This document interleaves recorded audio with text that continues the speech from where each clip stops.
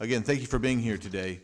As part of our oversight, I want to point out that prior to your appointment as administrator, the DEA provided U.S. intelligence and resources to former Mexican Secretary of Public Security, Genaro Garcia Luna, despite credible evidence that Garcia Luna was working with the Sinaloa cartel.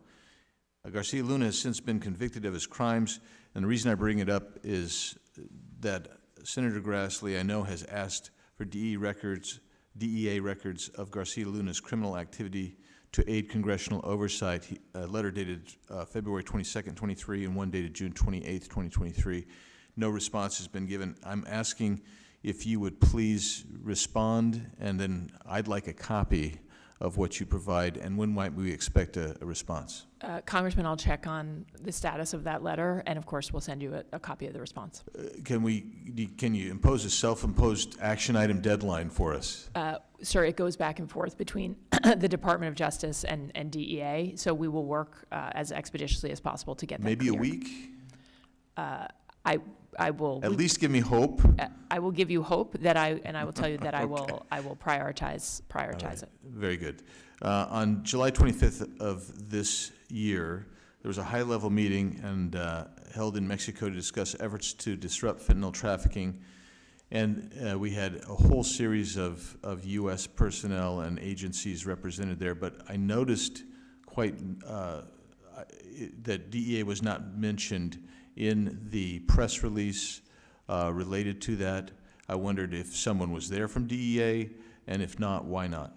I believe the deputy attorney, I have not looked closely at the press release, but I know the deputy attorney general was there, has been in Mexico, was there as recently as yesterday, representing the entire department. So DEA, ATF, FBI, she would be representing us. So I would have imagined that you guys might have had somebody there, because I know you have people on the ground in Mexico. So I was kind of surprised not to see you listed independently, because even though you're working across agencies, interagencies, I would have thought you would have been there for that. Additionally, Senator Grassley conducted an investigation and revealed that DEA broke protocol, slow-walking some indictments of Los Chapitos, and so and it resulted in a month-long delay. And my question is his investigative report accurate? Have you seen that report? I have not seen the report, but if I could speak to this overall, I think it's worth touching on just for a minute, which is when I came in, DEA had numerous cases against the Chapitos, as did other federal law enforcement agencies, 2011, 2014, 2019. No one had charged the Chapitos or their network with fentanyl trafficking. Given that we believe they are one of the largest trafficking organizations for Sinaloa, we believed it was important that we proactively investigate not just the Chapitos, which we had already charged and investigated for cocaine and methamphetamine and marijuana previously, but that we go after them as well and their entire network for fentanyl, and that's how we ended up with charging 28 individuals. And his investigation also indicates that Mexico was not notified of the indictments. Is that accurate? I mean, Congressman, let me be very clear in saying this. We have had provisional arrest warrants on the ground in Mexico since 2011, 2014, and 2019 for the arrests of the Chapitos. When I came in— all of these Chapitos? The main Chapitos that were charged in other districts, yes. When I came in, I also worked with the State Department to increase the reward on those provisional arrest warrants based in Mexico. So if I understand Please. From your answer, you're telling me that Mexico had been informed of the indictments then? Mexico had been informed of prior indictments.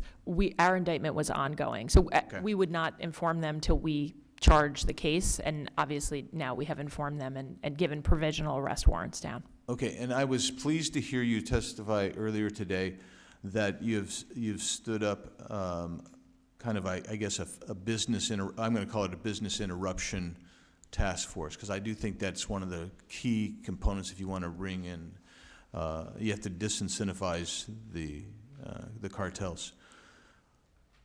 What tools do you need that you don't think you have? I mean, I view this as kind of a quasi-RICO type of operation. Are you using forensic accountants? And what problems do you have both with the Mexican government and also with U.S. financial institutions who are facilitating money laundering operations, even some of our nation's biggest banking operations? So just starting with tools, yes, we need more And tools. my time's expired, but you can answer. We need more tools and we need more expertise. We need accountants, we need financial experts, we need linguists. I'd very much like to see us look to build non-career paths to get expertise in. And when we think about tools, one of the things that I am very focused on is not having all the tools at our special operations division, but actually getting those tools out to the field. So this is one of the things I think is critical for us to do over the next years, to get the men and women doing the investigations as many tools as we can. I'd like to get them data scientists. I'd like to get them accountants and financial experts. But you touch on, I think, one of the most important things, which is we have to set up our government to do the work that needs to be done to interdict these billions of dollars. So I'll close, and I thank you for being here, and I can